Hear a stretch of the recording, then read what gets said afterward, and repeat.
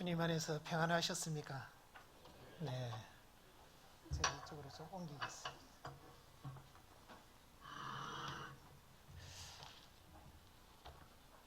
우리 서울 중랑교회 형제자매님들 이렇게 주님 안에서 만나게 돼서 참으로 반갑습니다. 저는 서울 중앙교회에서 지금 교제하고 있는 김형일 형제입니다. 우리가 말씀 듣기 전에요. 제가 꼭 드리고 싶은 말씀을 먼저 한번 드리고 기도하고 시작하겠습니다. 우리가 항상 하나님의 말씀 앞에 나올 때에는 꼭 두 가지 마음을 먼저 가지고 나왔으면 하는 바람입니다. 그 하나는 기대하는 마음입니다. 오늘 하나님이 나에게 어떤 말씀을 주실까? 하나님이 주시는 말씀을 내가 꼭 얻어먹어야 되겠다라는 그 간절한 마음을 가지고 나왔으면 좋겠습니다. 시편 81편 10절에 보시면 내 입을 넓게 열라 내가 채우리라 라고 말씀하셨습니다. 우리가 마음의 입, 영혼의 입을 더 크게 넓게 열면 하나님께서 우리에게 필요한 말씀을 더 채워주실 것입니다. 하나님이 주시는 말씀을 우리가 부지런히 먹어야 되기 때문에 기대하는 마음 가지고 오셔야 됩니다. 그래서 가능하면 앞자리부터 이렇게 앉아주시면 고맙겠습니다. 여기는 앞자리를 다 이렇게 채워주셨습니다. 감사합니다. 그리고 두 번째 마음은 기도하는 마음입니다. 우리가 배우고자 하는 이 하나님의 말씀은 성령의 감동하심으로 기록된 것입니다. 우리의 머리나 우리의 노력만으로는 알 수 없는 말씀입니다. 시편 119편 18절에 보시면 내 눈을 열어서 주의 법에 기이한 것을 보게 하소서라고 말씀하고 있습니다. 그래서 우리는 하나님의 말씀을 깨우치기 위해서는 정말 기도하는 마음으로 해야 됩니다. 그래서 말씀 앞에 나올 때 하나님 오늘 저에게 필요한 말씀을 주십시오. 저를 교훈하시고 또 책망하시고 바르게 하시고 의로 교육해서 제가 하나님의 사람으로 더 온전하게 또 하나님의 선한 일 모든 일에 온전하게 행할 수 있는 사람이 되게 해주세요 하는 그 기도하는 마음으로 하나님의 말씀을 배우셔야 됩니다. 말씀 앞에 나올 때마다 이 두 가지 마음은 꼭 가지고 잊지 마시고 함께 해야 됩니다. 외우기 쉽죠? 하나는 기대하는 마음, 또 하나는 기도하는 마음. 이 두 가지 마음을 가지고 항상 하나님의 말씀을 배웠으면 좋겠습니다. 같이 기도하겠습니다. 사랑과 은혜가 풍성하시고 자비로우신 아버지 하나님 감사드립니다. 우리를 죄악 가운데서 불러 구원하시고 하나님의 자녀 삼아주신 것 감사드립니다. 또한 우리를 주님의 몸된 교회 안에 지체 삼아주시고 하나님의 나라와 역사를 위해서 함께 동력하고 쓰임받게 해주심을 감사드립니다. 우리가 주님 앞에 가는 그날까지 우리의 믿음을 굳건히 지키고 우리를 통해서 주께서 하시고자 하는 모든 선한 일을 우리가 행할 수 있도록 인도하시고 도와주시기를 간구드립니다. 우리 교회를 통해서 이 복음이 국내뿐만 아니라 해외 여러 지역에 활발하게 전해지게 해주시고 교회를 든든히 세워주심에 또한 감사드립니다. 우리가 이 일을 위해서 더 많이 기도하고 더 많이 수고하고 더 많이 함께할 수 있는 저희들의 삶이 되게 해주시옵소서. 오늘 주일을 맞이해서 우리 서울 중랑교회 형제자매님들 하나님의 말씀 앞에 나왔습니다. 주님께서 우리 각 사람에게 필요한 말씀으로 합당한 말씀으로 채워주셔서 우리가 하나님의 사람으로 더욱 열심을 품고 살아가게 해주시고 오로지 하나님께 영광을 돌리며 살아가는 저희들의 삶이 되게 해주시옵소서. 우리 주변에 아직 이 복음을 깨닫지 못하고 살아가는 많은 영혼들이 있습니다. 그들에게 우리가 담대하게 이 복음을 전하며 살아갈 수 있도록 도와주시고 우리에게 지혜와 능력을 더하셔서 우리가 그 일을 능히 감당할 수 있도록 인도해 주시옵소서. 오늘 이 시간 어떠한 형편에서든지 간에 함께하지 못한 우리 믿음의 식구들도 있습니다. 그들에게도 합당한 은혜로 함께하셔서 다음 시간에는 모두가 한자리 한 곳에서 한 말씀을 배울 수 있도록 은혜 베풀어 주시옵소서. 시종을 주 성령께 친히 의탁하오며 우리를 언제나 사랑하시는 우리 주 예수 그리스도 이름으로 기도드렸습니다. 아멘. 네, 다 같이 성경 시편 37편 말씀을 찾겠습니다. 시편 37편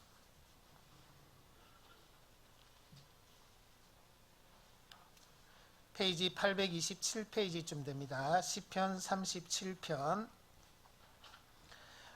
3절에서 7절까지입니다. 3절에서 7절까지 제가 읽어드리겠습니다. 여호와를 의뢰하여 선을 행하라.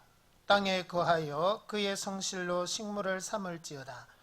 또 여호와를 기뻐하라. 저가 내 마음의 소원을 이루어 주시리로다.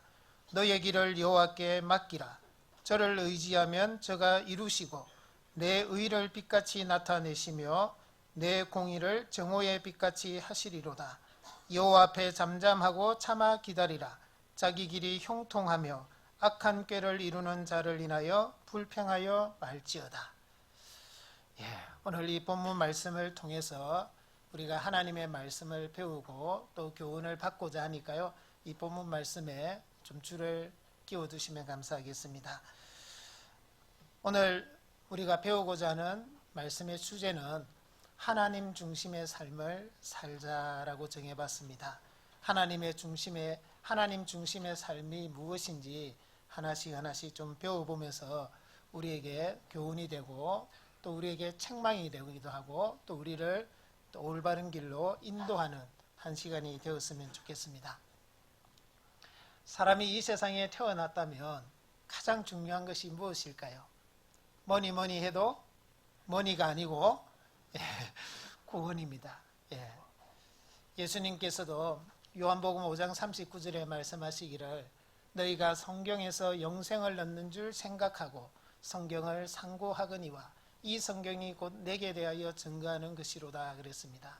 자, 성경을 통해서 영생을 얻는 것, 그것이 우리가 이 땅에 태어난 가장 중요한 이유고 목적입니다. 이 세상에서 그 사람이 아무리 많이 배우고 또 성공을 하고 이 세상적으로는 명예를 얻었다 할지라도 하나님이 주시는 영원한 생명을 얻지 못했다면 하나님 앞에 그 사람의 인생은 실패일 수밖에 없습니다. 하지만 그 모든 것은 하나도 얻지 못한다 할지라도 우리가 배움이 짧고 가진 것도 없고 이 세상에서 성공을 하지 못했다 할지라도 하나님이 주시는 그 영원한 생명, 구원을 얻었다면 그 사람은 이 세상에서 가장 행복한 사람임에 틀림없습니다. 신명기 33장 29절에 이스라엘이여 너는 행복자로다. 여호와의 구원을 너같이 얻은 백성이 누구뇨 그랬습니다. 그 이스라엘이라는 그 이름에 우리 각자의 이름을 넣어도 틀림없습니다. 김형일이여 너는 행복자로다.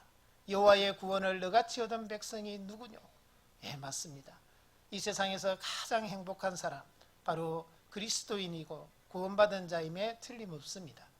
자, 오늘은 제가 이것을 말씀드리려고 하는 것은 아니고요, 정말 우리 중에 아직 이 구원을 얻지 못한 분이 있다면 꼭 구원을 얻었으면 하는 마음으로 이 말씀을 먼저 드립니다. 예수님께서는 구하라 그러면 얻을 것이요 찾으라 그러면 찾을 것이요 문을 두드리라 그러면 열릴 것이니라 그랬습니다. 아직 구원 문제를 해결하지 못하신 분이 계시다면 꼭 자기 구원 문제를 하나님 앞에 간구해야 합니다. 그러면 하나님께서 반드시 구원 얻도록 도와주시는 것입니다. 구원은 하나님께 달려있기 때문에요, 하나님이 반드시 도와주십니다. 자기 구원의 문제를 꼭 해결하고 살아가시기를 바라고요.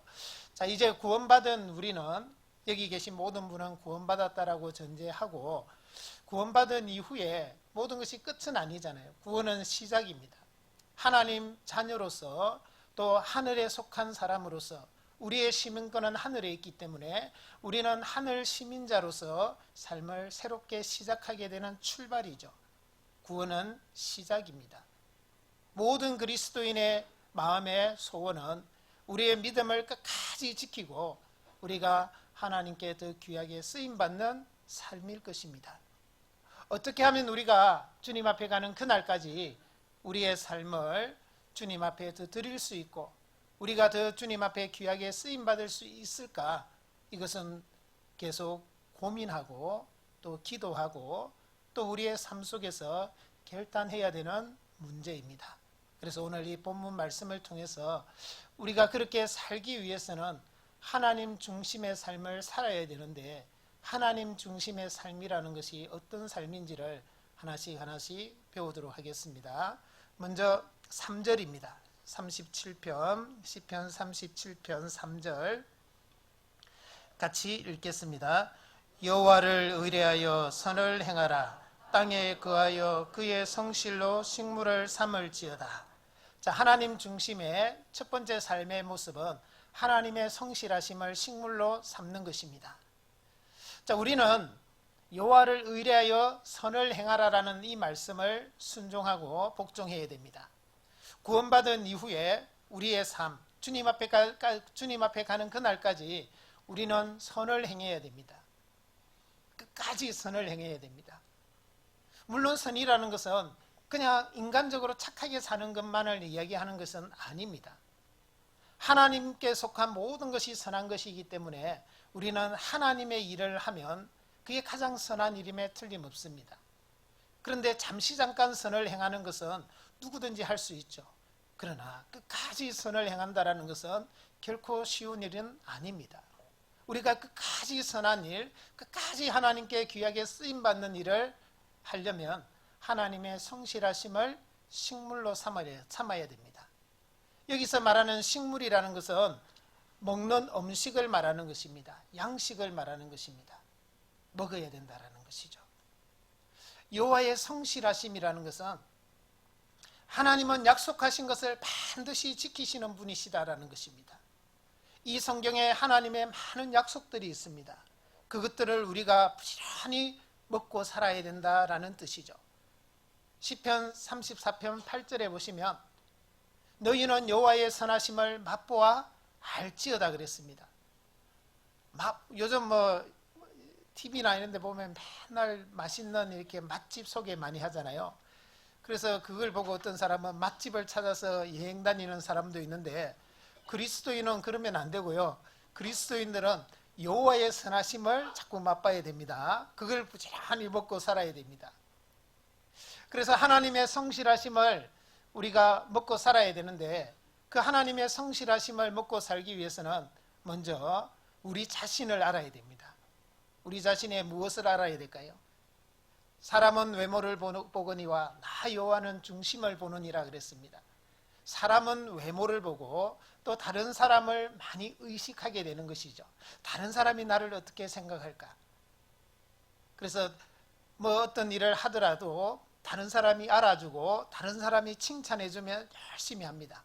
근데 다른 사람이 알아주지 않고 칭찬해주지 않으면 하던 일도 대충 해버리고 흐지부지 해버리는 경향이 있는 거죠. 하나님의 성실하심을 우리가 식물로 삼기 위해서는 그런 나의 약점, 단점을 극복해야 됩니다. 마태복음 6장에는 내가 의를 행할 때에 사람에게 보이려고 하지 말라 그랬습니다. 그런 사람은 하나님께서 갚아주실 것이 없다 그랬고, 너는 구제할 때에 사람들 앞에서 나팔 불지 말고 오른손이 하는 일이 왼손이 모르게 하라. 은밀한 중에 계신 너희 아버지께서 갚아주실 것이다. 그렇지 아니하면 하나님께서 갚아주실 것이 없다라는 것입니다. 우리는 하나님이 갚아주시는 것을 믿고 하나님이 갚아주실 것을 먹고 살기 위해서는 이 사람에게 보이려고 하는 것을 이겨내야 됩니다. 교회 안에서도 형제자매님들이나 목사님이 알아주면 자기가 맡은 일을 열심히 하고, 그런데 그렇게 하지 않고 아무도 몰라주면 아이고 내가 이 일을 왜 해? 알아주지도 않는데, 그런 마음으로 하던 일도 열심히 하던 일도 놓아버린다면 그것은 잘못된 것입니다. 사람이 알아주든 알아주지 않든 위에서 보고 계신 은밀한 중에 계신 은밀한 중에 보시는 하나님께서 갚아주실 것이다. 그것을 바라봐야 됩니다. 그래야 하나님의 성실하심을 내가 먹을 수 있는 것입니다. 또한 우리가 하나님의 성실하심을 식물로 삼으려면 우리가 구원받을 때 하나님께서 우리에게 특별히 주신 선물이 하나 있습니다. 그것이 무엇이냐면은 양심입니다. 구원받기 전에 우리의 양심은 죄악으로 물들었고 어두움 속에 갇혀 있었습니다. 그래서 웬만한 죄를 지어도 양심의 가책을 덜 느꼈습니다. 그러나 구원받은 이후에는 우리의 양심이 회복되어서 조그만한 죄에도 우리는 양심의 가책을 더 느끼게 되어 있는 것입니다. 베드로전서 3장 21절에 보시면 물은 예수 그리스도의 부활하심으로 말미암아 이제 너희를 구원하는 편이 곧 세례라. 육체의 더러운 것을 제하여 버림이 아니요 오직 선한 양심이 하나님을 향하여 찾아가는 것이라 그랬습니다. 우리가 구원받았다고 해서 우리의 육체의 더러운 것이 다 없어지는 것이 아닙니다. 하지만 선한 양심이 하나님을 향하여 찾아가는 것이다 그랬습니다. 양심이 훨씬 더 회복된 거죠. 착한 양심으로. 그래서 이 믿음과 양심은요, 이제는 뗄래야 뗄 수 없습니다. 항상 같이 갑니다. 내가 양심을 저버리면 내 믿음이 파선하는 것입니다. 디모데전서 1장 19절에 보시면 믿음과 착한 양심을 가지라. 어떤 이들이 이 양심을 버렸고 그 믿음에 관하여는 파선하였느니라 라고 말씀하셨습니다. 내가 이 마귀는요, 이 양심 문제를 가지고 계속 우리를 시험해 옵니다. 내가 양심을 한번 속이기만 하면 어떤 손해를 안 보고 어떤 이득을 취할 수 있는 그런 상황을 우리에게 허락합니다. 우리를 미혹합니다. 그럴 때 우리는 어떤 것을 선택해야 될까요? 내가 양심을 한번 탁 눈 감고 그래 손해 안 봐야지 이익을 얻어야지 하면요, 더 큰 것을 손해봤다라는 것을 우리는 알아야 됩니다. 그럴 때 우리는 양심을 지키려고 무단히 노력해야 됩니다. 쉬운 일은 아닙니다. 하지만 내가 당장은 손해보는 것 같고 당장은 어떤 이득을 얻지 못하는 것 같아도요, 내 양심을 지키고 내 양심대로 살려고 했을 때 하나님이 갚아주시는 것입니다. 여호와의 성실하심을 식물로 삼기 위해서는 우리에게 회복시켜 주신 이 양심을 부단히 지키려고 꼭 노력하셔야 됩니다. 그리고 하나님의 성실하심을 식물로 삼으려면요, 이 성경에 약속된 말씀을 꽉 붙잡아야 됩니다. 어떻게 붙잡으라고요? 꽉 붙잡아야 돼요. 이거 그냥 대충 붙잡으면요, 떨어뜨립니다. 꽉 붙잡아야 돼요. 우리가 왜 구원받은 지 5년, 10년, 20년, 50년 막 돼도요, 이 구원의 문제가 잘 흔들리지 않고 더 확신을 가지고 있느냐 하면은 성경에 우리를 구원해 주셨다라는 그 약속의 말씀을 우리가 꽉 붙들고 있기 때문에 가능한 것입니다. 만약에 구원받았다 해도 자기를 구원해 주신 그 말씀을 꽉 붙들고 있지 않는 분들은 구원의 문제가 계속 흔들리게 돼 있는 것입니다. 왜? 말씀을 내가 붙들지 못하고 말씀을 신뢰하지 못하고 그렇지 않으면 말씀이 나를 붙들 수가 없는 거예요. 말씀에 우리가 붙잡혀야 되는데 그러지 못하는 것입니다. 그와 마찬가지로 이 성경에는 우리를 구원해 주셨다는 약속만 있는 것이 아니라 우리가 구원받은 이후에 그리스도인으로서 올바로 살아간다면 하나님이 우리에게 주실 많은 축복과 은혜가 약속이 되어 있습니다. 그 약속된 말씀을 내가 꽉 붙잡으면 그것이 우리의 삶 속에서 내 것이 될 수 있습니다. 그러나 우리가 그 말씀을 붙들지 못한다면 그 말씀은 결코 여러분들 것이 될 수가 없는 것입니다. 모든 그리스도인은 꽉 붙들어야 될 말씀 중에 가장 중요한 말씀 중에 하나가 마태복음 6장 33절입니다. 잘 아시죠? 그는 외우고 있어야 됩니다. 너희는 먼저 그의 나라와 그의 의를 구하라. 그리하면 이 모든 것을 너희에게 더하시리라. 그 말씀은 꼭 외우고 계세요. 왜냐하면 우리의 인생은, 우리 모든 사람은요, 매일매일 매 순간순간 선택의 연속 가운데 살아가고 있기 때문입니다. 선택의 순간에 나는 무엇을 근거로, 무엇을 기준으로 선택하는가, 이것은 참으로 중요합니다. 여러분들이 뭔가를 선택할 때 무엇을 기준으로, 무엇을 근거로 선택하고 있습니까? 사사시대처럼 그때 왕이 없으므로 사람들이 자기 소견에 옳은 대로 행하였더라. 이러면 안 되잖아요. 그리스도인이 매일매일 삶 속에서 선택을 하는데 당연히 말씀을 생각하고 그 말씀을 근거로 말씀을 붙들고 선택해야 되는데 자기 속에 옳은 대로 행하였더라 이러면 큰일 납니다. 그래서 그럴 때 먼저 그의 나라와 그의 의를 구하고 하나님의 나라와 하나님의 의를 구했을 때 하나님은 먹는 것, 마시는 것, 입는 것 모든 것을 책임져 주시고 도와주시겠다라는 것입니다. 여러분들 그 말씀을 의지하고 그 말씀대로 먼저 실천해 보십시오. 그러면 하나님께서는 반드시 약속된 말씀을 지켜주십니다. 왜? 여호와는 신실하신 하나님이시요 그것이 바로 여호와의 성실하심입니다. 또 우리는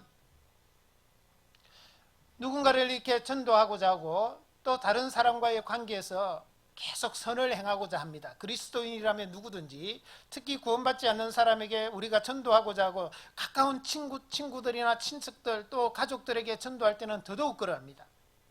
그런데 그들은 우리의 마음을 알지 못하고 오히려 우리를 미워하기도 하고 우리를 대적하기도 하고 우리를 핍박하기도 합니다.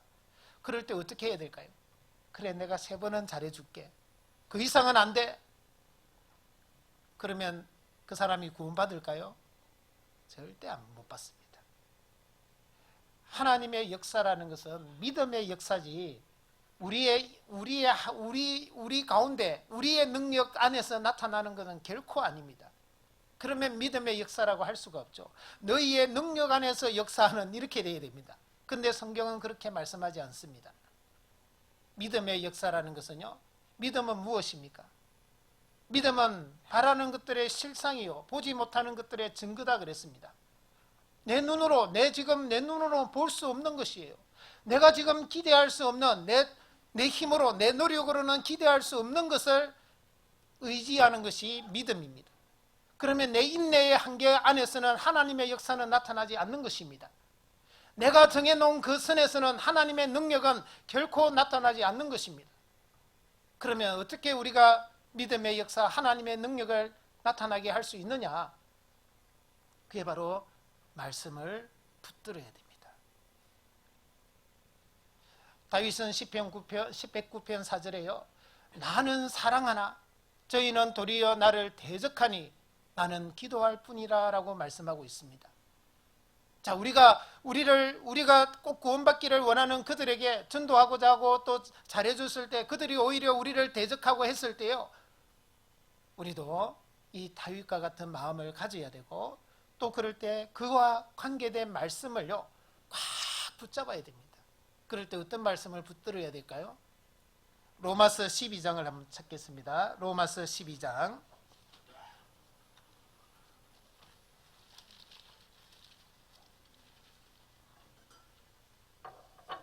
로마서 12장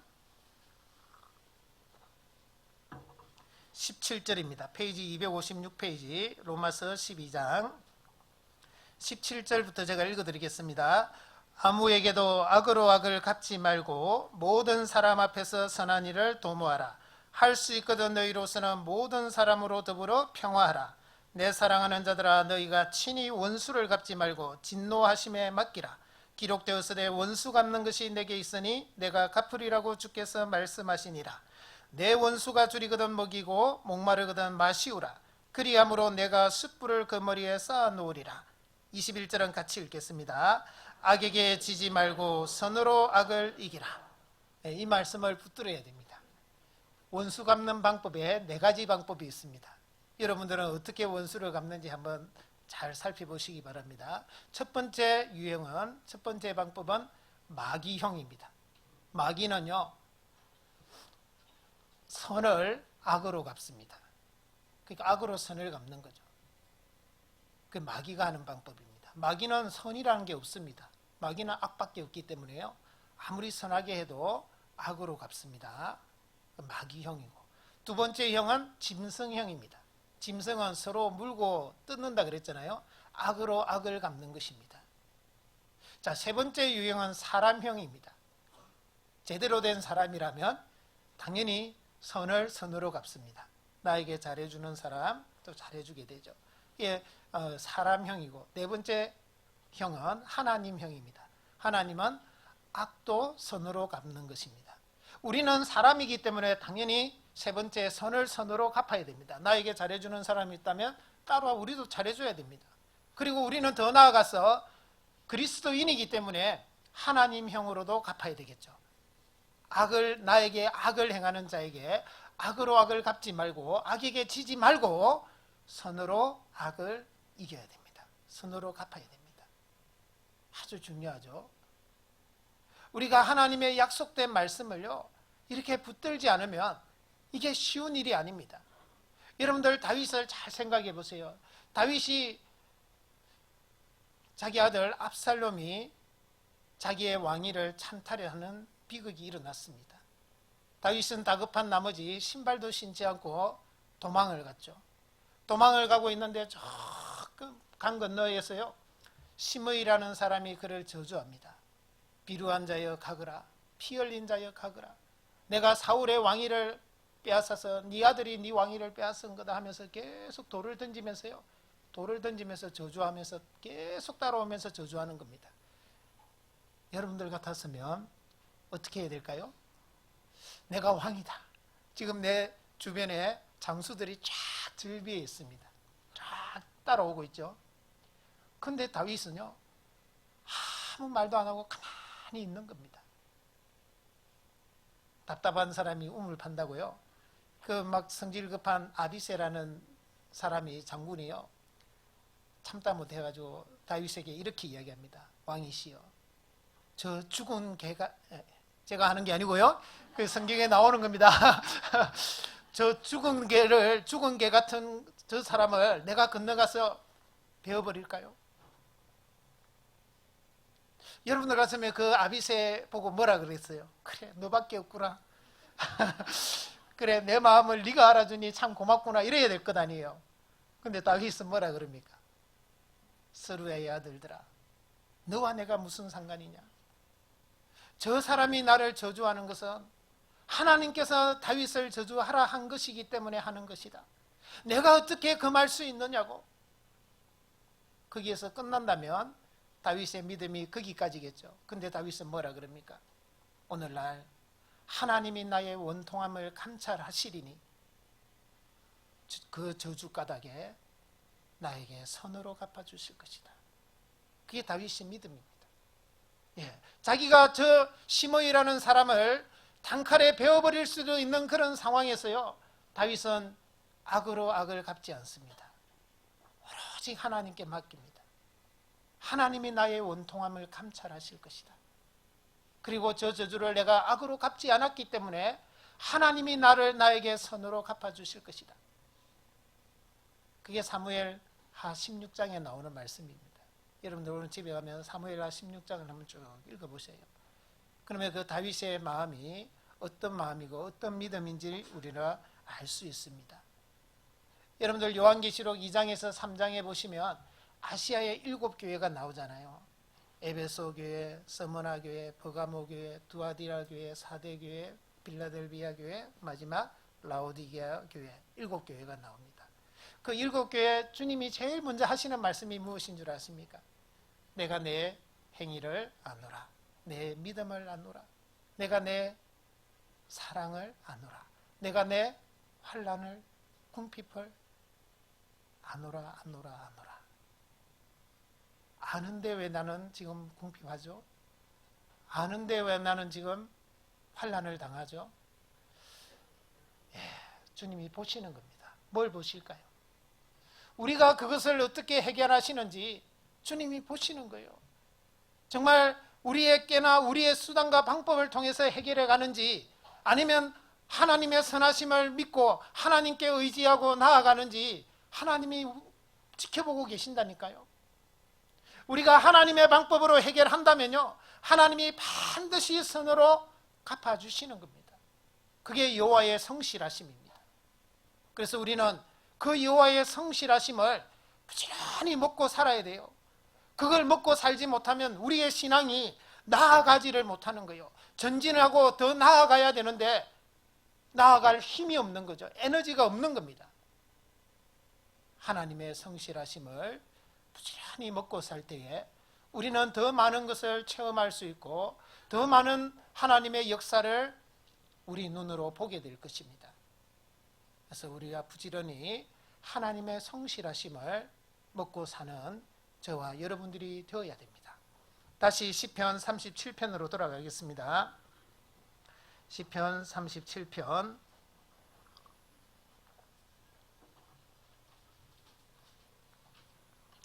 4절입니다. 거기다 줄을 꼭 끼워 두시기 바랍니다. 4절 같이 읽겠습니다. 또 여호와를 기뻐하라. 저가 내 마음의 소원을 이루어 주시리로다. 자, 하나님 중심의 두 번째 삶은 하나님을 기뻐하는 삶입니다.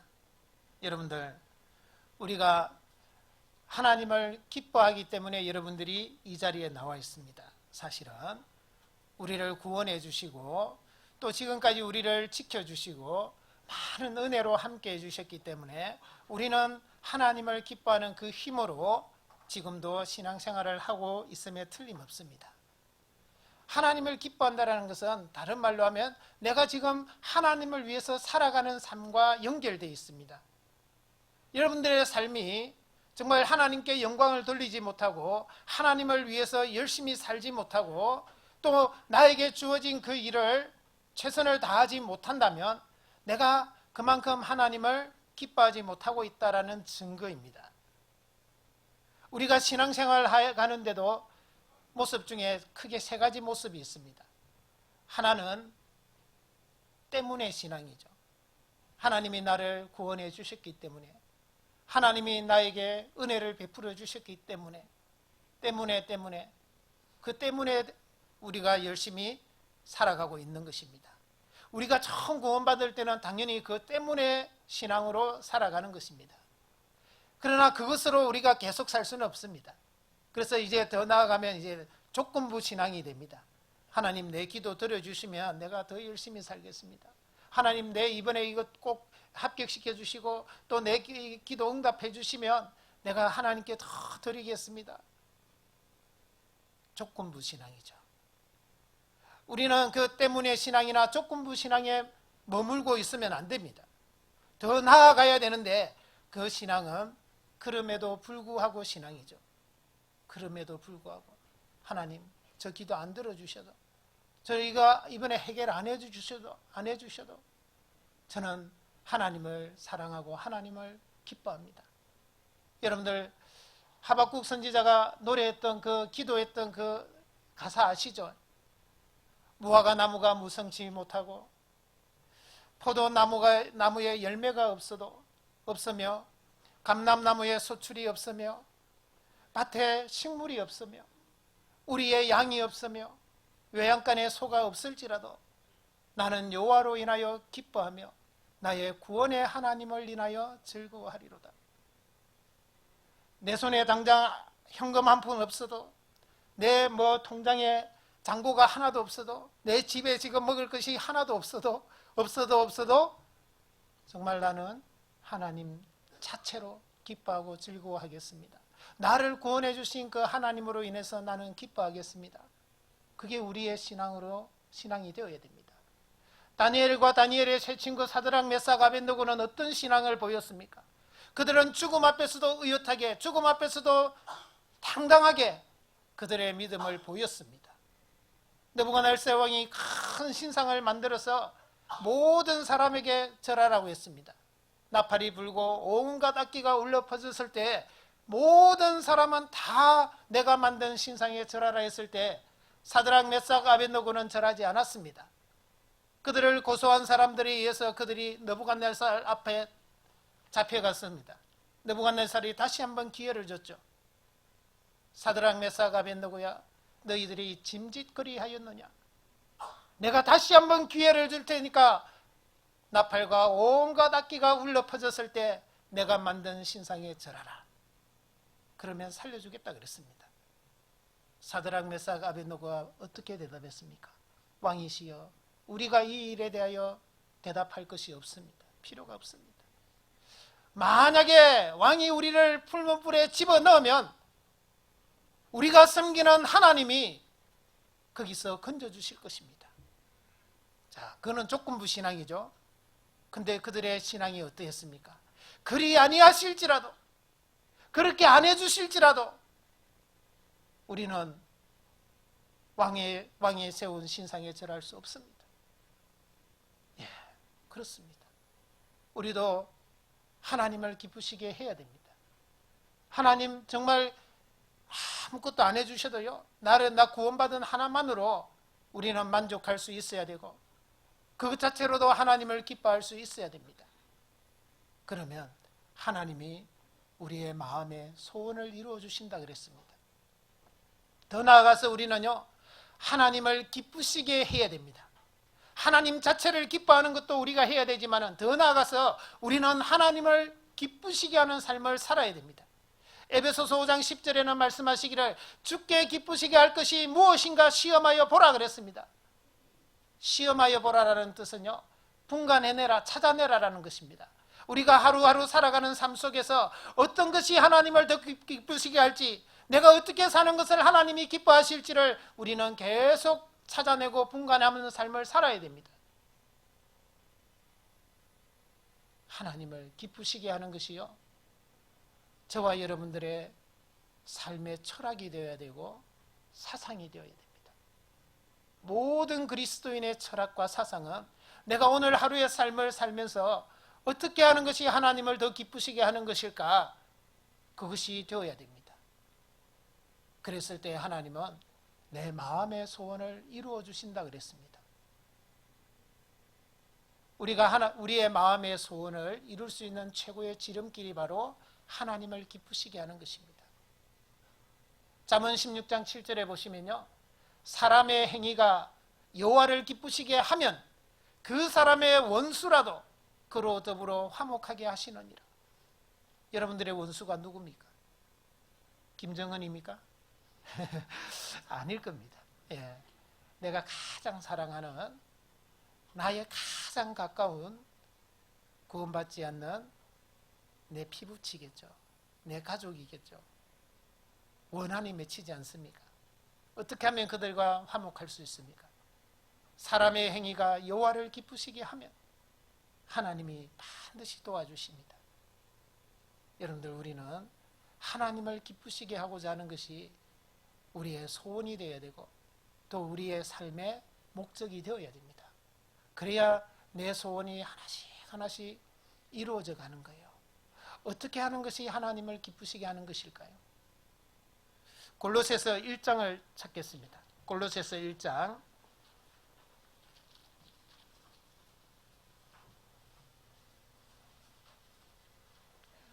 골로새서 1장 9절 10절입니다. 323페이지쯤 됩니다. 골로새서 1장 9절 10절 같이 읽겠습니다. 이로써 우리도 듣던 날부터 너희를 위하여 기도하기를 그치지 아니하고 구하노니 너희로 하여금 모든 신령한 지혜와 총명에 하나님의 뜻을 아는 것으로 채우게 하시고 주께 합당히 행하여 범사에 기쁘시게 하고 모든 선한 일에 열매를 맺게 하시며 하나님을 아는 것에 자라게 하시고. 여러분들, 이 두 구절에 우리 신앙의 원리가 들어있고 법칙이 숨어 있습니다. 이 신앙의 원리가 있습니다. 그러니까 가장 조건만 채워지면, 법칙이라는 게 뭐예요? 어떤 조건만 채워지면 결과는 반드시 그렇게 되는 것을 법칙이라 그럽니다. 신앙에도 법칙이 있습니다. 내가 하나님을 더 알아가고 모든 선한 일에 열매를 맺는 조건이 뭐냐? 그게 9절에 있죠. 모든 신령한 지혜와 총명에 하나님의 뜻을 아는 것으로 채우게 하시고. 먼저는 하나님의 뜻을 알아야 된다 이 말이죠. 여러분들, 우리가 이 자리에 왜 앉아 있습니까? 예, 말씀 배우려고 앉아 있지요. 그럼 왜 말씀을 배웁니까? 근본적인 질문을 한번 해보자는 겁니다. 우리 스스로에게. 내가 이 자리에 왜 앉아 있지? 예, 말씀 들으려고요. 말씀을 왜 듣죠? 예, 바로 이 답입니다. 하나님의 뜻을 아는 것으로 채우는 겁니다. 빌립보서 2장 13절에는 너희 안에서 행하시는 이는 하나님이시니 자기의 기쁘신 뜻을 위하여 너희로 소원을 두고 행하게 하시나니. 예, 우리 안에서, 우리 각 사람 안에서 행하시는 이가 하나님이세요. 하나님은 자기의 기뻐하시는 그 뜻을 우리 마음에 두고 그것을 이루기를 소원하고 계시다, 이런 뜻입니다. 그러니까 하나님은 우리 각 사람에게 말씀을 통해서요, 소원을, 하나님의 뜻을 자꾸 주시는 거예요. 하나씩 하나씩 주시면서 우리는 그것을 우리의 마음에, 우리의 영혼에 하나씩 하나씩 채워야 됩니다. 그리고 그게 첫 번째 1번이고 동그라미 1번 딱 해놔야 됩니다. 거기에다가 하나님의 뜻을 아는 것으로 채우는 것이 1번이에요. 그 다음에 2번이 뭡니까? 10절에 주께 합당히 행하여.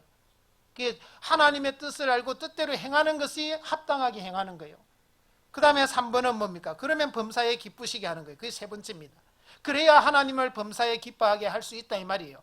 그러면 어떻게 됩니까? 모든 선한 일의 열매를 맺게 하시는 것이 4번이죠.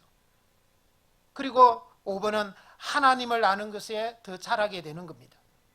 자라가야 되잖아요. 우리가 구원해 주신 하나님만 알면 안 되잖아요. 하나님을 점점 더 알아가야 됩니다. 이게 신앙의 원리고 법칙입니다. 하나님을 기쁘시게 하면 모든 선한 일의 열매를 맺게 하신다 그랬잖아요. 예, 전도의 열매도 맺게 해주시고요, 우리가 갈라디아서 5장 22절 23절에 있는 성령의 열매도 맺게 해주시고요, 그리고 의의 열매, 빛의 열매, 성경에 있는 많은 열매를 맺게 해주신단 말입니다. 그 출발이 하나님의 뜻을 아는 것으로 채워야 됩니다.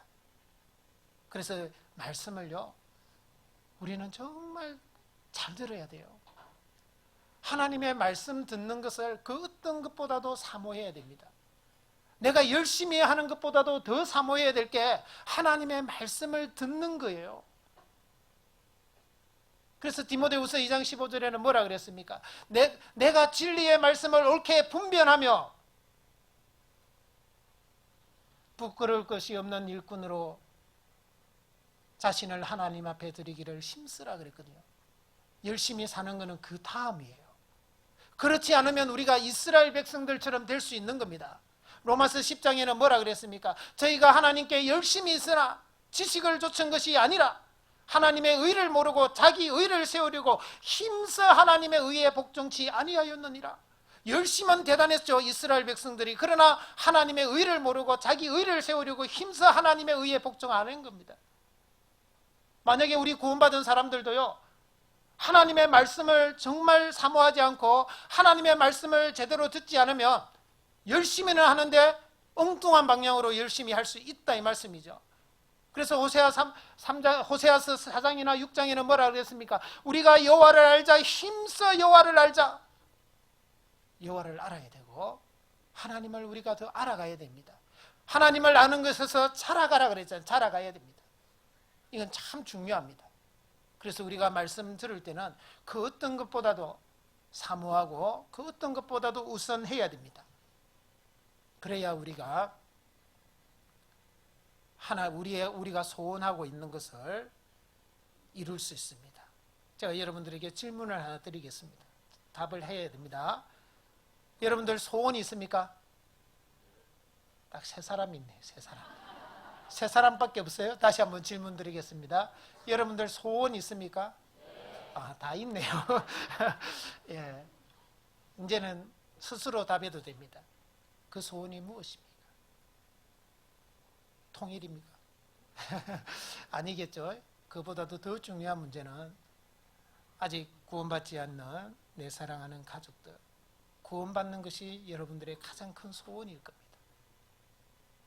여러분들, 그러면 제가 다시 한번 질문 드립니다. 여러분들은 그 소원이 이루어지기를 얼마나 간절히 원하고 있습니까? 여러분들이 정말 간절히 원한다면, 그 소원이 이루어지기를 정말 간절히 원한다면 하나님을 기뻐하시고 하나님을 기쁘시게 하셔야 됩니다. 그게 최고의 지름길입니다. 그런데 어떤 사람은 하나님을 기쁘시게 하지는 못할 망정 하나님이 미워하시고 하나님이 싫어하시는 것을 하면서 내 소원 들어주세요 하면 하나님이 들어주시겠습니까? 결코 안 들어주십니다. 우리 속에 만약에 반복되는 죄나 습관적으로 짓는 죄가 있다면요, 우리 기도 안 들어주십니다. 시편 66편 18절에 보시면 내가 내 마음의 죄악을 품으면 주께서 듣지 아니하시리라. 주님이 안 들어주셔요. 그래서 우리가 습관적으로 또는 반복적으로 짓는 죄가 있다면요, 과감하게 끊어버리고 없애버려야 됩니다. 도마뱀은 자기를 잡으면요, 붙잡으면 자기의 살을요 잘라버리잖아요. 조금 자르는 게 아니에요. 꼬리, 제가 제천에 있을 때 잡아봤거든요. 잡으면요 꼬리 잡힌 그 부분만 자르는 게 아니고요, 왕창 잘라버립니다. 왕창 자르고 도망갑니다.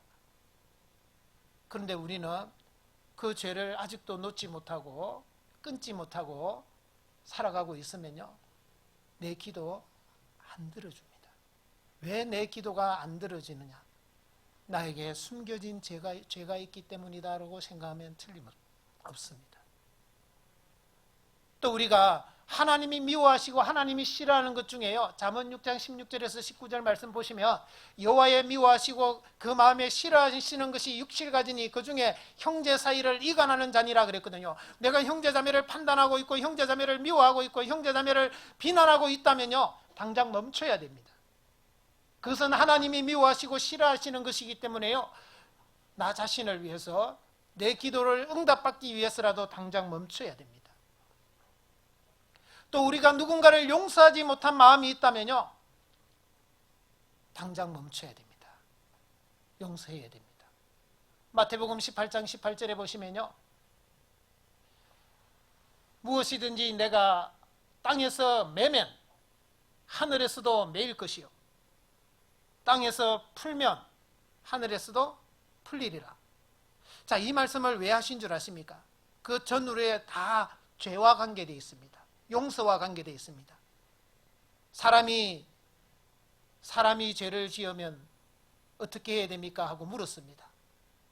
먼저는 그 사람과 얘기해서 그 사람 용서를 하면 용서해주고, 그 사람이 만약에 그 말 안 들으면요, 한두 사람을 데려가서 정참게, 그 말마다 정참게 해라. 그래도 안 들으면 교회에 이야기해라. 교회의 말도 안 들으면 이방인과 세리같이 여기라 그랬습니다. 그러면서 그 말씀이 쭉 나오죠. 무엇이든지 내가 땅에서 매면 하늘에서도 매일 것이요 땅에서 풀면 하늘에서도 풀리리라. 그리고 잠시 후에 그 베드로가 또 주님께 이렇게 묻습니다. 주님, 형제가 나에게 죄를 지으면 몇 번이나 용서하오리까? 7번까지 하오리까? 베드로는 그래도 7번이에요. 그죠? 근데 주님은 뭐라 그랬습니까? 7번뿐 아니라 1번씩 7번이라도 해라 그랬거든요. 너희가 중심으로 용서하지 아니하면 너희 천부께서도 용서하지 아니하시리라. 누군가를 용서하지 못하고 있다면요, 내가 땅에서 지금 메고 있는 거예요. 내가 땅에서 메고 있다는 것은요, 하늘에서 나에게 내려올 하나님의 축복과 은혜와 용서와 모든 것이 딱 매여 있는 겁니다. 매여 있다라는 것은 못 내려온단 말이에요. 이거 내려오게 해야 되는데, 나는 하나님의 은혜와 축복과 용서가 더 필요한 사람인데 이게 많이 내려와야 되잖아요. 내려오게 하는 방법은 딱 한 가지밖에 없어요. 땅에서 풀어야 돼요. 땅에서 풀어야 하늘에서도 풀어준다고 예수님이 말씀하셨잖아요. 그러니까 우리는 용서해야 됩니다. 용서하지 못한 마음이 있으면요, 용서해야 됩니다.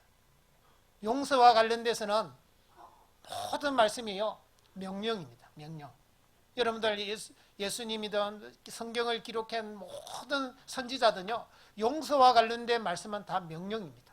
용서하라. 이 용서해 줄래 말래 선택사항이 아닙니다.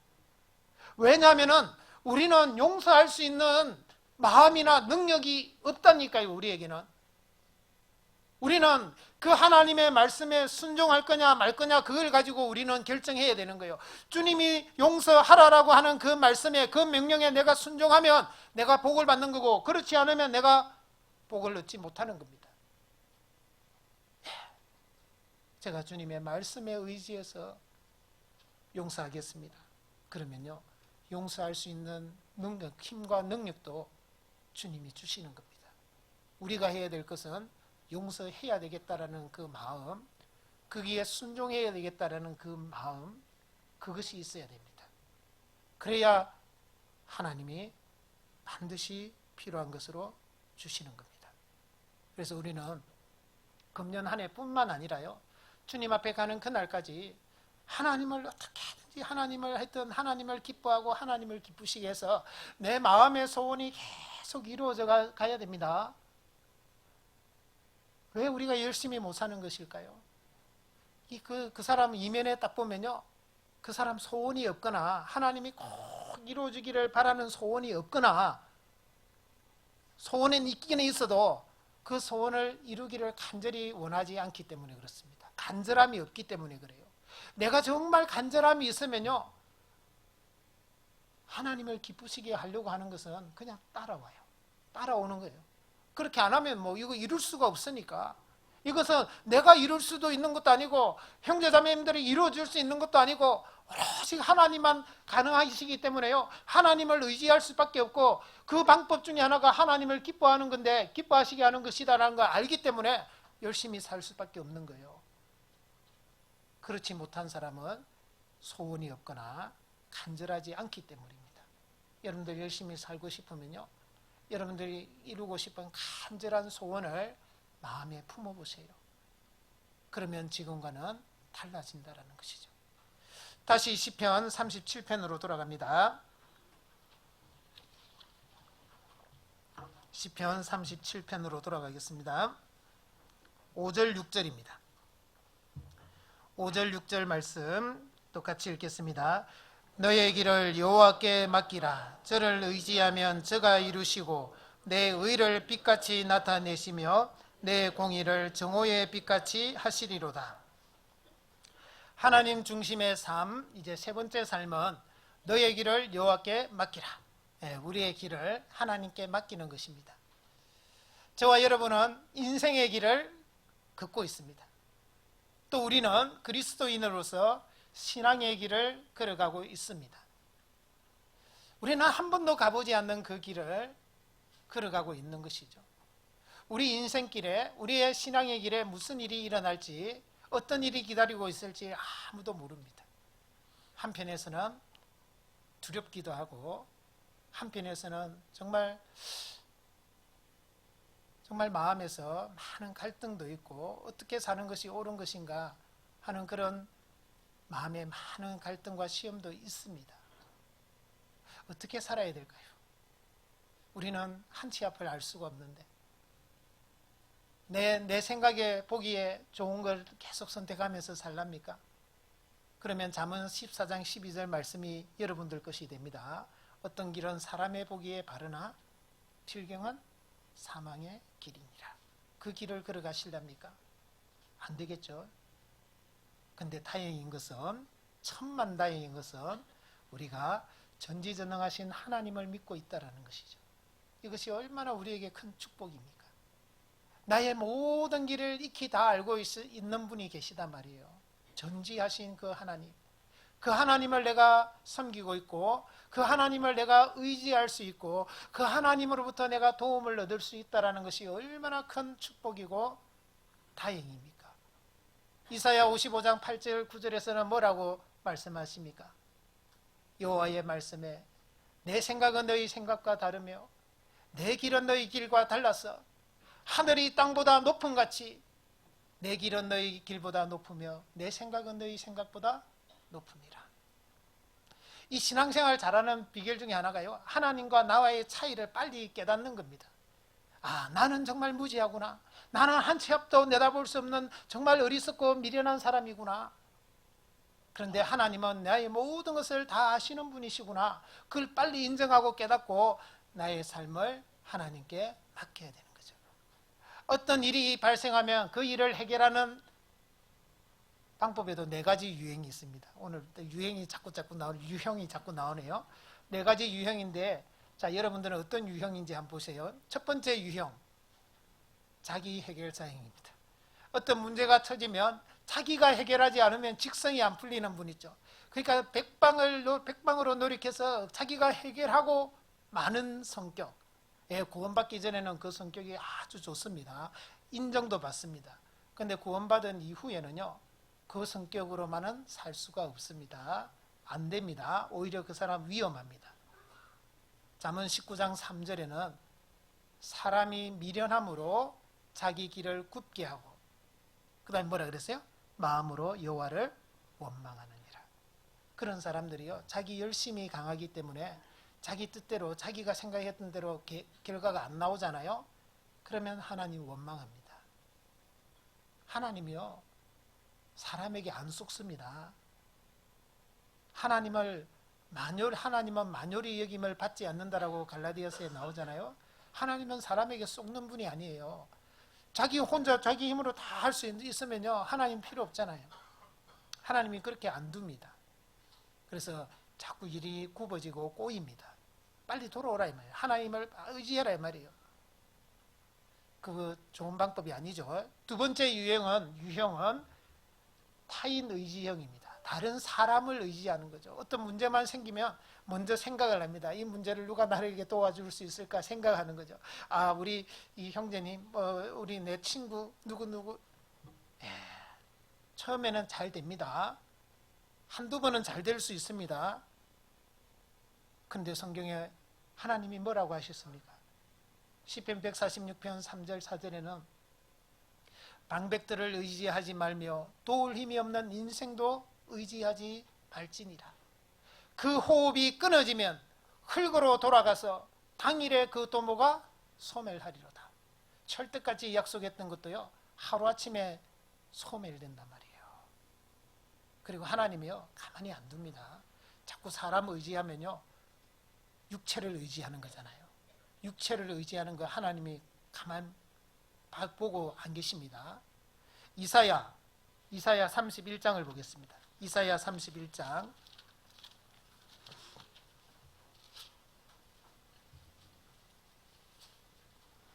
이사야 31장 1절부터 제가 읽어드리겠습니다. 이사야 31장 1001페이지쯤 됩니다. 이사야 31장 1절.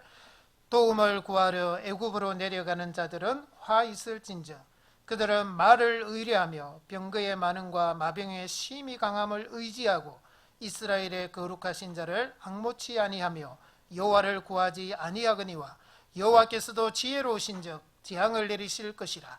그 말을 변치 아니하시고 일어나사 악행하는 자의 집을 치시며 행악을 돕는 자를 치시리니. 3절은 같이 읽겠습니다. 애굽은 사람이요 신이 아니며 그 말들은 육체요 영이 아니라 여호와께서 그 손을 드시면 돕는 자도 넘어지며 도움을 받는 자도 엎드러져서 다 함께 멸망하리라. 자꾸 사람 의지하면요, 다 함께 멸망합니다. 이 사람 의지하는 것은 주님 앞에 합당한 방법이 아니다라는 것을 우리가 알아야 됩니다. 그 다음에 세 번째 유형은 이 문제를 피하는 유형이죠. 문제의 회피형입니다. 골치 아파하는 거죠. 문제만 생기면 막 골치 아파하고 막 피하려고 하는 사람인데요. 특히 교회 안에서 그런 분들이 있죠. 내가 처음에 구원받고 말씀만 들으러 나올 때는 어떻습니까? 형제자매님들이 정말 천사 같고 너무 다 좋아 보입니다. 그런데 이제 1년이 지나고 2년, 3년, 4년, 5년 쭉 지나면 뭔가를 이렇게 일을 하게 됩니다. 교회 안에서 봉사를 하게 되죠.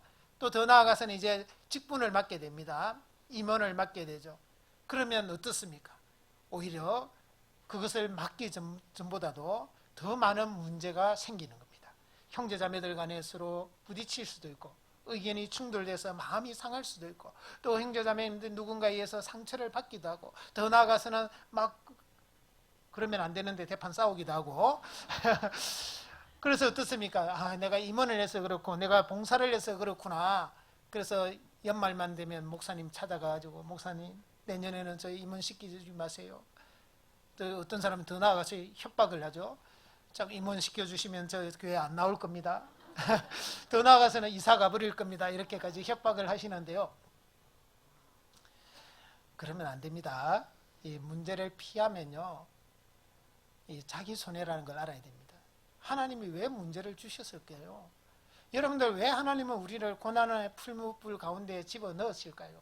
그 생각해 봐야 되죠. 잠언 25장 4절에는 뭐라 그랬습니까? 은에서 찢기를 제하라. 그리하면 장색에 쓸만한 그릇이 나올 것이요. 우리는요, 그냥 처음 캐낸 은과 같은 거예요. 거기에는 너무 많은 불순물과 찌기가 섞여 있는 거예요. 그걸 제거를 해야 정말 아름다운 그릇을 만들고 정말 귀하게 쓰임받는 그릇을 만들 수 있는데, 그 찌기를 제하는 방법은요, 어떻게 해야 됩니까? 풀무불 속에, 도가니 속에 집어넣어야 돼요. 괴롭더라도 힘들더라도 집어넣어야 돼요. 그래야 찌기가 제거가 되는 거예요. 불순물이 제거가 되는 거예요. 우리는 제거되어야 될 많은 불순물과 찌기가 우리 속에 있잖아요. 성격도 못나고, 그죠? 습관도 하나님 앞에 안 바뀐 게 많고, 얼마나 많습니까? 그 불순물, 그 찌기를 주님이 제거하기 위해서 우리에게 문제를 주고 고난을 주는 거예요. 근데 피해버려요? 여러분들, 피하면 성장이 없다는 거 알아야 됩니다. 내 신앙의 성장이 거기서 멈춰버립니다. 거기서 멈추면요, 내가 5년 후에 딱 깨닫잖아요. 5년 후에 5년 동안은 딱 성장 못하고 그대로 있습니다. 그럼 어떻게 해야 돼요? 거기서부터 다시 시작해야 돼요. 누구 손해입니까? 네, 자기 손해. 그걸 자기 손해라 그래요. 여러분들 한번 생각해 보세요. 수영을 하나 배워도요, 처음부터 막 내가 뭐 물개같이 수영을 하고 싶은 마음은 굴뚝 같아도 그게 내 마음대로 되냐고요. 안 되잖아요. 그래서 수영장에 가서 강습을 받잖아요. 막 팔 동작, 발 동작, 그 다음에 뭐가 중요해요? 호흡이 중요하잖아요. 음파 해야 되잖아요. 그게 싫어가지고 안 배워. 그러면 5년 후에 가면 저절로 물개가 됩니까? 다시 시작해야 돼. 다시 음파 다시 시작해야 돼. 하려면요, 다시 해야 되는 거예요. 피하면 안 돼요. 나만 손해라니까요. 그 세월만 낭비를 한다니까요. 그러니까 우리는 문제가 있을 때 피하면 안 되고요. 그걸 헤쳐나가야 돼요. 그걸 장애물을 딛고 일어서야 돼요. 그게 주님이 원하시는 겁니다. 세 번째 유행도 좋은 방법이 아닙니다. 그래서 네 번째 유형으로 가야 돼요. 네 번째 유형은 뭐겠어요? 하나님 의지형입니다. 하나님, 무슨 문제만 생기면 하나님께 다 의지하는 거예요. 아주 좋습니다. 잠언 3장 5절에서 6절 말씀에 너는 마음을 다하여 여호와를 의뢰하고 내 명철을 의지하지 말라. 너는 범사의 글을 인정하라. 그리하면 내 길을 지도하시리라. 범사입니다. 범사라는 게 뭐예요? 범상치 않는 일입니까? 그렇게 해석하는 사람이 있더라고요. 범상치 않는 일이 아니고요, 범사라는 것은 모든 일. 학생들 여기 있나요? 여기 있나요? 저기 학생들 같은데 대답을 안 하네. 학생들, 고집이 있네요. 다시 한번, 학생들. 그래도 대답을 안 하네요. 학생들도 학교 가고 공부하는 것도 하나님께 맡겨야 됩니다. 맡기고 있습니까? 안 맡기면요, 이 입이 나와요. 불평불만이 나온다니까요. 아이고, 학교 가기 싫어. 공부하기는 더 싫어. 그런 불평과 원망이 나옵니다. 우리 가사 일을 하고 계시는 우리 자매님들, 가사 일을 하나님께 맡기고 있습니까? 범사를 맡기라 그랬으니까요. 안 맡기면요, 또 입이 이거만큼 나와가지고, 아이고, 이놈의 짓고서 왜 이렇게 할 일이 많은지, 돌아서면 일해야 되고, 돌아서면 빨래해야 되고, 돌아서면 청소해야 되고, 돌아서면 먹을 거 챙겨야 되고, 누구는 신랑 잘 만나가지고, 남편 잘 만나가지고, 골프 치러 다니고, 성행도 하고, 여행도 다니고, 막 이렇게 하는데, 나는 이거 남편 잘 못 만나가지고, 맨날 쪼그려 앉아가지고, 방 닦아야 되고, 이렇게 나오는 겁니다. 안 맡겨서 그래요. 안 맡겨서. 직장 생활하는 우리 형제 자매님들, 직장 생활을 하나님께 맡기고 있습니까? 사업을 하시는 분, 직장 사업을 하는 것도 하나님께 맡겨야 되는데 맡기고 있습니까? 안 맡기면요, 또 이렇게 입이 나옵니다. 입이 나와가지고, 아이고, 이놈의 직장 부려먹기는 많이 부려먹으면서 월급은 쥐꼬리만큼 주고, 좀 월급 많이 주는데 없나? 빨리 옮겨야 되는데, 이렇게 입이 나오는 거예요. 안 맡겨서 그렇습니다. 여러분들, 맡겨야 됩니다. 범사의 그를 인정하라 그랬잖아요. 학생들, 하나님께 맡기면요 이렇게 바뀝니다. 어떻게 바뀌느냐면은 이렇게 바뀌어야 됩니다. 학생들, 하나님 감사합니다. 제가 오늘 이렇게 일어나서 학교에 갈 수 있는 건강 주시고 또 배울 수 있는 기회를 주신 것 감사합니다.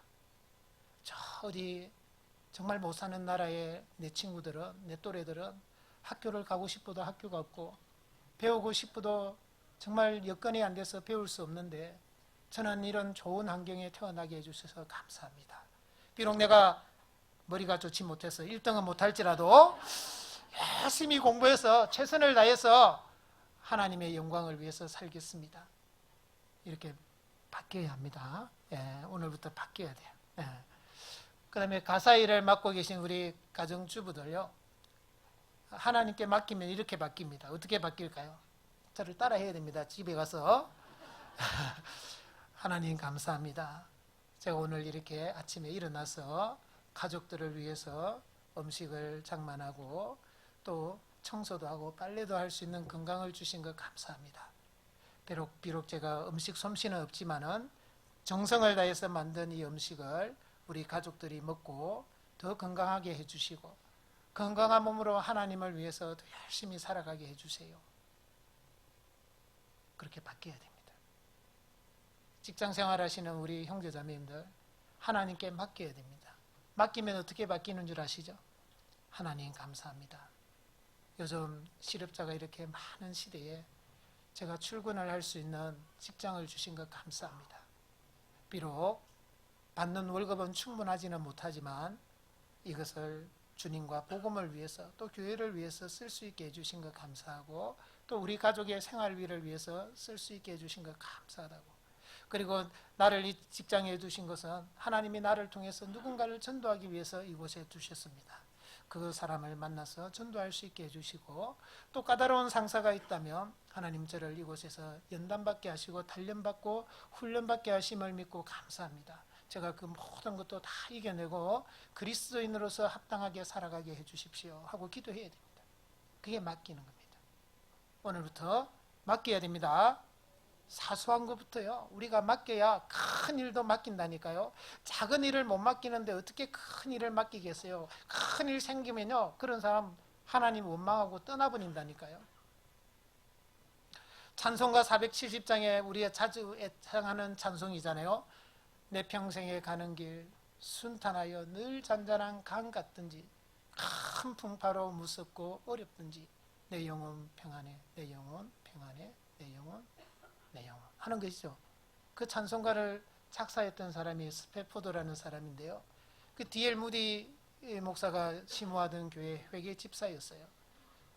그가 하루는 자기 아내와 자기 네 딸을 유럽으로 이렇게 보내는 과정에서요, 그 여객선하고 철갑선이 서로 부딪혔어요.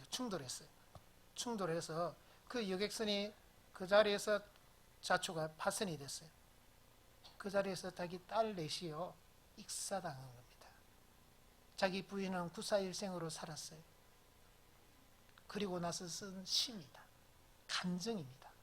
내 평생에 가는 길 순탄하여 늘 잔잔한 강 같든지, 그런 때도 있죠. 그러나 큰 풍파로 무섭고 어렵든지 무슨 일을 당하더라도 내 영혼이 평안해야 됩니다. 골로새서 3장 15절에 뭐라 그랬습니까? 그리스도의 평강이 너희 마음을 주장하게 하라. 이를 위하여 너희가 한 몸으로 부르심을 입었나니 또한 너희는 감사하는 자가 되라. 그리스도의 평강이 우리 마음을 주장해야 되는데 내가 어떤 일을 당해도 내 이 하나님이 주신 평강은 결코 빼앗기지 않아야 됩니다. 그래서 D.L. 무디가 그 병원에 입원하고 있는 그 스페포드 부인 그리고 스페포드 그 병문안을 갔습니다. 가서 위로해 주기 위해서 갔다가 위로를 받고 왔다 그러잖아요. 그들의 하는 간증이 무엇입니까? 주님의 뜻이 이루어지니 내 영혼 평안합니다. 하나님께 영광을 돌린 겁니다. 우리도 마찬가지입니다. 우리에게 정말 어떤 일이 생긴다 할지라도 내가 원하는 일이든 원치 않는 일이든 우리는 어떤 일이든 우리에게 일어날 수 있습니다. 그는 하나님의 섭리하에 하나님의 허락하심 하에 우리에게 일어나는 것입니다. 하나님께 영광을 돌려야 됩니다. 하나님의 뜻이 이루어지니 내 영혼 평안합니다. 우리도 그런 간증을 할 수 있어야 됩니다. 그러기 위해서는 계속 하나님을 의지하는 삶을 살아야 됩니다. 그러면 하나님은 우리의 의를 빛과 같이 또는 원만한 광명의 태양과 같이 그렇게 빛나게 해주실 것이다라고 약속해주고 있는 것입니다. 다시 시편 37편으로 돌아갑니다.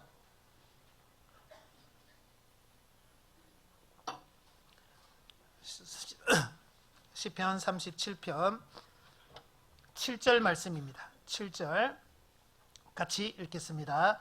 여호와 앞에 잠잠하고 참아 기다리라. 자기 길이 형통하며 악한 꾀를 이루는 자를 인하여 불평하여 말지어다. 자, 이제 하나님 중심의 삶의 모습 네 번째 삶입니다. 하나님 앞에 하나님께 맡긴 것은요 어떻게 해야 되느냐면은 이제 기다릴 줄 알아야 되거든요. 그래서 참아 기다리라 그랬습니다. 기다리는 삶, 이게 참 중요한데요. 이 우리나라 사람들은, 저와 여러분들은 국민성이 하나 있죠. 이게 빨리빨리라는 국민성이 있어가지고 참 기다리는 게 잘 안 됩니다. 그래서 기다리지 못해가지고 많은 것을 손해보는 것들이 참 많습니다. 여러분들 오늘 하루의 삶, 오늘은 이미 아침이 끝났으니까 내일 아침부터 특히 아이를 학교 보내는 학부모님들은 아침부터 이 빨리빨리가요 얼마나 입에 발려 있는지를 한번 세워보세요. 머시가 빨리 일어나라, 머시가 빨리 세수해라, 머시가 빨리 밥 먹어라, 빨리 옷 갈아입어라, 빨리 학교 가라. 이 빨리빨리가요 우리 입에 발려 있습니다.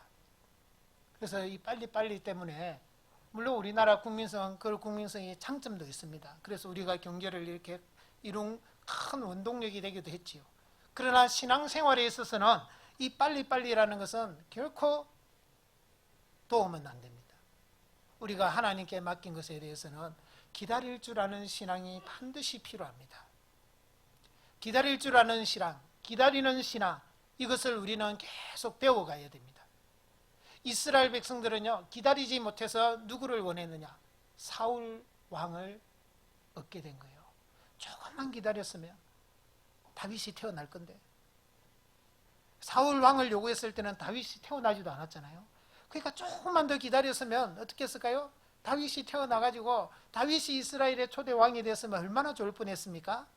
그런데 그걸 못 기다려가지고 사무엘에게 우리에게 왕을 달라고, 사무엘이 안 된다 그래도 아니라고, 우리도 이방인과 같이 왕이 있어야 되겠다고. 그래서 하나님이 그 당시 이스라엘 백성들 중에요 최고의 사람이 누구냐? 사울입니다. 사울보다 더 나은 사람이 없습니다. 그 당시에는.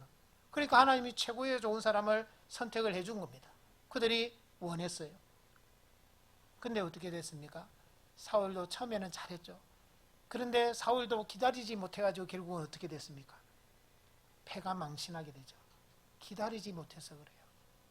여러분들 믿음의 선진들은 많이 기다렸다는 거 아십니까? 많이 기다려서 하나님이 주시고자 하는 것을 주셨습니다. 아브라함은 25년을 기다려서 이삭을 얻었잖아요.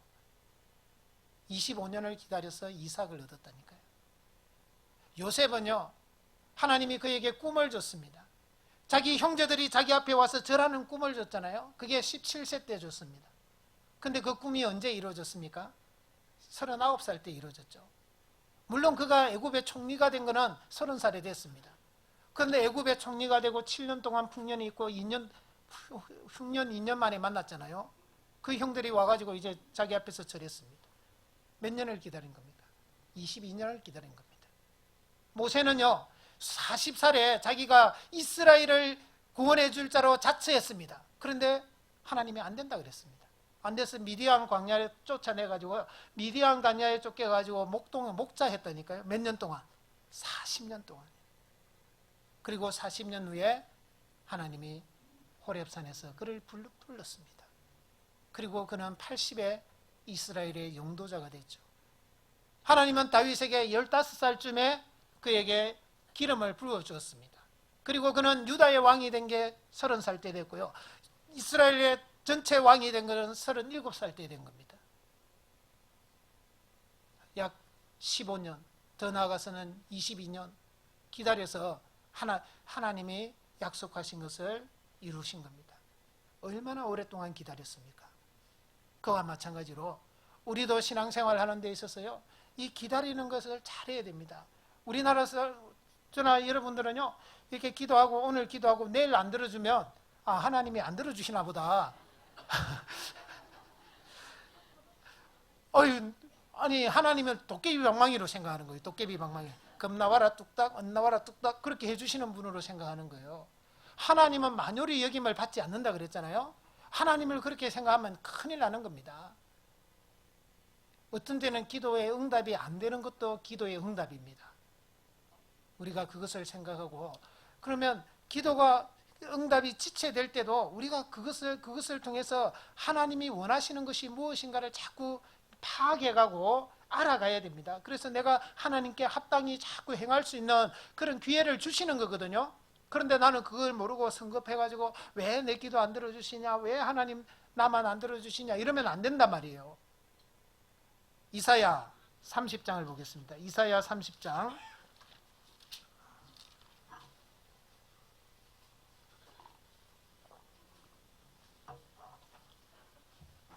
이사야 30장 15절 16절입니다. 15절 16절 말씀 같이 읽겠습니다. 주 여호와 이스라엘의 거룩하신 자가 말씀하시되 너희가 돌이켜 안전히 처하여야 구원을 얻을 것이요 잠잠하고 신뢰하여야 힘을 얻을 것이오늘 너희가 원치 아니하고 이르기를 아니라 우리가 말 타고 도망하리라 항구로 너희가 도망할 것이요 또 이르기를 우리가 빠른 짐승을 타리라 항구로 너희를 쫓는 자가 빠르리니. 이게 무슨 말씀인 줄 아십니까? 적들이 쳐들어왔어요. 이스라엘을 침입하러 왔어요. 이스라엘이 지금 멸망당합니다. 그럴 때 이스라엘 백성들은 어떤 마음이 있느냐면 빨리 도망가야 되겠다. 말을 타고 도망가야 되는데 말도 없지만은요, 말을 타고 도망가야 될 상황인 거예요. 아니 그보다도 더 빠른 짐승을 타고 도망가야 될 상황이에요. 그런데 하나님의 선지자 이사야가요, 아니다. 하나님의 말씀에 그대로 있으라 그랬다. 너희가 안전히 처하여야, 가만히 있어야 하나님이 너희를 구원해 주신다 그랬다. 그런데 이스라엘 백성들 어떻게 한 줄 아십니까? 도망갔습니다. 어디로요? 애굽으로요. 하나님의 말씀 무시하고요, 도망간 거예요. 성급해가지고. 근데 역사적으로 그대로요, 이 아수르나 바벨론이요, 나중에 아수르도 그렇고 바벨론도 그렇고 이스라엘 백성이 도망간 그 자리 그대로 가서 다 죽입니다. 역사적으로 도망간 그곳에 딱 찾아가서 죽입니다.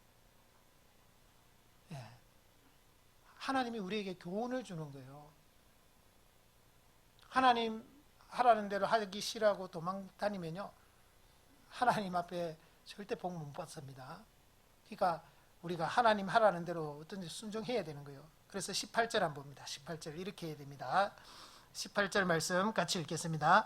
그러나 여호와께서 기다리시나니 이는 너희에게 은혜를 베풀려 하심이요 일어나시리니 이는 너희를 긍휼히 여기려 하심이라.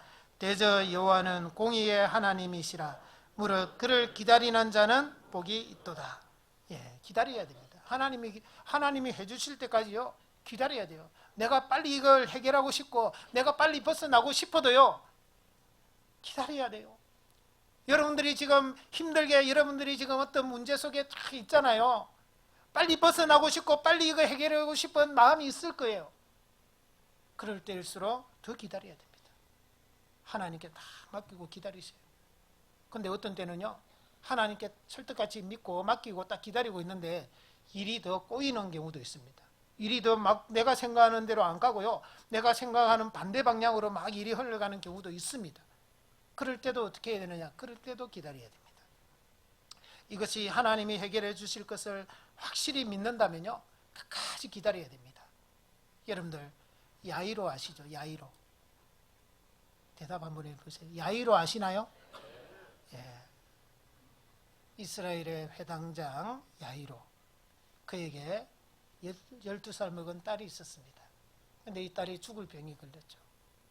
이 딸의 병을 낫기 위해서 야이로는 이 의원, 저 의원 다 찾아다니면서요, 백방으로 노력했지만은 딸의 병세는 점점 더 병색이 짙어가는 겁니다. 그러던 어느 날 예수님에 대한 소문을 그가 들었습니다. 예수님은 어떤 병자도 낫게 하고 죽은 사람도 살리더라 하는 소문을 듣고 그는 예수님을 찾아갔습니다. 예수님, 내 딸이 지금 죽어가고 있습니다. 우리 집에 와서 내 딸을 좀 살려주십시오. 예수님이 그래 가자 그랬습니다.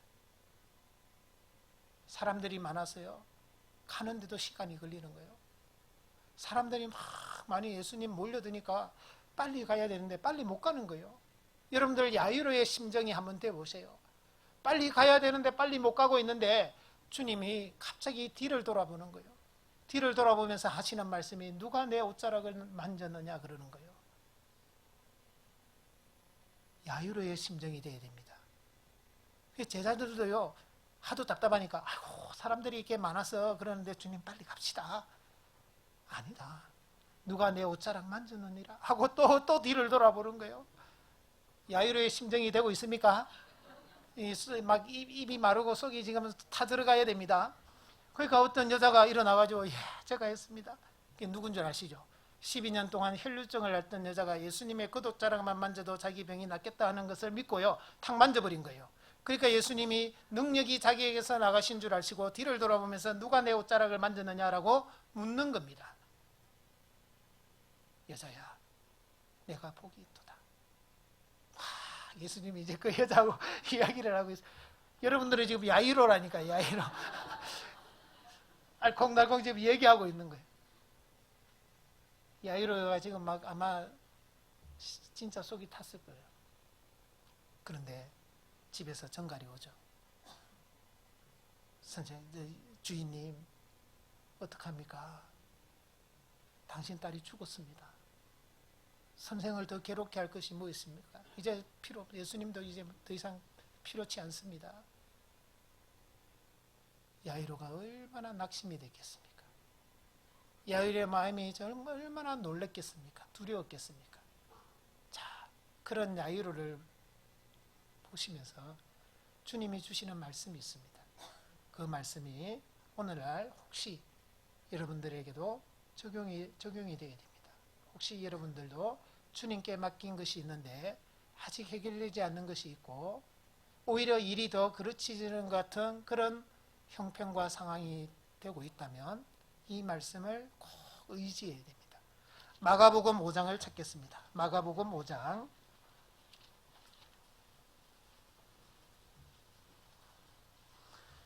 마가복음 5장 35절입니다.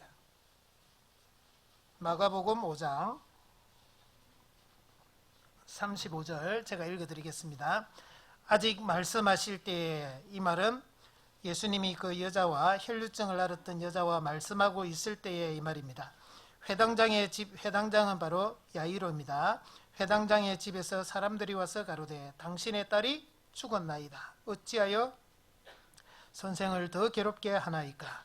예수께서 그 하는 말을 곁에서 들으시고 회당장 야이로에게 이르시되, 같이 읽겠습니다. 두려워 말고 믿기만 하라 하시고. 뭐라고요? 두려워 말고 믿기만 하라. 일이 지체되고 기도의 응답이 지체되고 내가 생각했던 것보다 일이 더 꼬이고 잘못된 방향으로 가는 것 같아도요, 거기에는 주님의 지체하심에는 반드시 선한 목적이 있습니다. 여러분들, 이 야이로의 딸이 그냥 죽어버렸습니까? 아닙니다. 예수님이 죽은 그 야이로의 딸을 살려주시죠. 소녀야, 내가 내게 이르노니 일어나라. 내자로 하면 달리다굼. 아시죠? 달리다굼. 아람어입니다. 우리가 아람어를 또 하나 배웠네. 달리다굼. 소녀야 내가 내게 이르노니 일어나라. 예수님이 주님의 지체하시면은 더 선한 목적이 있고 더 큰 영광을 이루고자 하는 것입니다. 우리에게도 마찬가지입니다.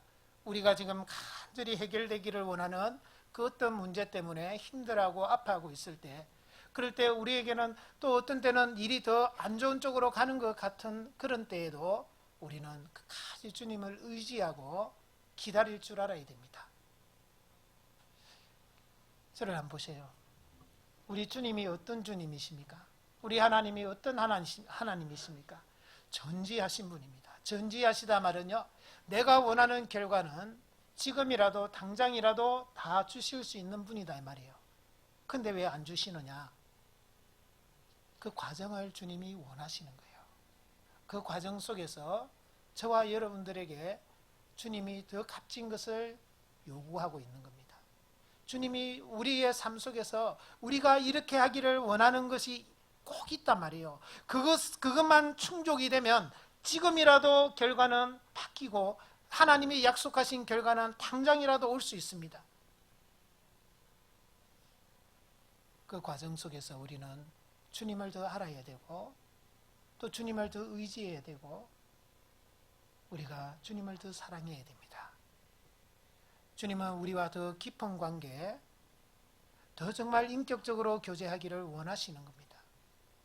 또 우리가 원하는 그것이 정말 진실되기를 원하시는 거예요. 하나님을 사랑하는 자, 곧 그 뜻대로 부르심을 입은 자들에게는 모든 것이 합력하여 선을 이루느니라. 우리에게 다가오는 좋은 일뿐만 아니라요, 모든 일, 안 좋은 일도요, 결국은 모든 것이 합력해서 어우러져서 선을 이루어갑니다. 그래서 우리는 그것을 믿고요, 끝까지 기다릴 줄 알아야 되고 하나님을 더 의지해 가야 됩니다. 오늘 제가 하나님 중심의 삶의 네 가지의 삶을 시편 37편 말씀을 통해서 우리가 배웠습니다. 자, 첫 번째 삶 무엇이었죠? 여호와의 성실하심을 식물로 삼자. 자, 두 번째 삶, 하나님을 기뻐하는 삶, 또는 기쁘시게 하는 삶. 그 다음에 세 번째는 우리의 길을 하나님께 맡기는 삶. 그리고 네 번째는 기다리는 삶. 여러분들, 정말 우리가 하나님 중심의 삶을 산다면 우리가 지금보다도 더 하나님의 영광을 구할 수 있고 또 우리가 하나님께 더 귀하게 쓰임받을 수 있다는 것을 믿고요, 그렇게 살아가시기를 바라겠습니다. 그래서 우리가 더 성장하는 또 더 성숙되는 그런 그리스도인들이 되시기를 바라겠습니다. 같이 기도하겠습니다. 주님 은혜 감사합니다. 오늘도 저희들에게 귀한 말씀을 허락해 주셨습니다. 이 배운 말씀을 우리 마음판에 더욱 새겨서 우리가 하나님의 뜻을 온전히 이루며 살아가는 저희들의 삶이 되게 해주시기를 간구드립니다. 우리를 통해서 주님께서 하시고자 하는 모든 선한 일을 꼭 이루게 해주시고 또 우리가 그 일에 더 협력하며 살아가는 저희들이 되게 해주시옵소서. 이곳 서울 중랑지역에 주님의 몸된 교회를 세워주셨습니다. 우리 서울 중랑교회를 통해서 이 주변에 이뤄진 많은 영혼들에게 더욱 복음이 전해지게 하시고 우리 모든 형제자매님들 그 일을 위해서 더욱 연합하고 협력해가는 가운데서 주님의 모든 뜻을 이루게 도와주시옵소서. 또 이곳에서 함께 심호하시는 우리 김호천 목사님, 정말 형제자매들을 세우고 또 교회를 세우는 그 일에 더 귀하게 쓰임받게 해주시고 주님의 모든 은혜 가운데서 그 일을 잘 감당할 수 있도록 도와주시고 또 건강도 더욱더 지켜주시기를 원합니다. 우리를 사랑하시는 예수님의 이름으로 기도드렸습니다. 아멘. 네, 같이 찬송하겠습니다. 찬송가 399장입니다. 찬송가 399장.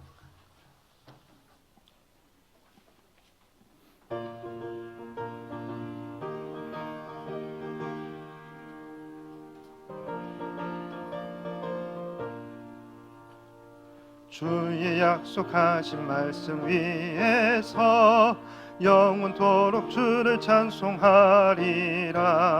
소리 높여 주께 영광 돌리며 약속 믿고 굳게 서리라. 굳게 서리 영원하신 말씀 위에 굳게 서리 굳게 서리 그 말씀 위에 굳게 서리라. 주의 약속하신 말씀 위에서 세상 염려 내게 엄습할 때에 말씀으로 힘써 싸워 이기며 약속 믿고 굳게 서리라. 굳게 서리 영원하신 말씀 위에 굳게 서리 굳게 서리 그 말씀 위에 굳게 서리라. 주의 약속하신 말씀 위에서 영원하신 주의 사랑 힘입고 성령으로 힘써 싸워 이기며 약속 믿고 굳게 서리라. 굳게 서리 영원하신 말씀 위에 굳게 서리 굳게 서리 그 말씀 위에 굳게 서리라. 주의 약속하신 말씀 위에서 영원으로 하는 대로 행하며 주님 품에 항상 안식 얻으며 약속 믿고 굳게 서리라.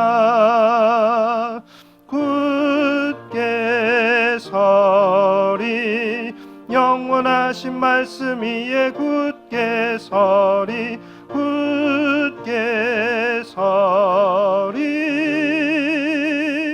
그 말씀 위에 굳게 서리라.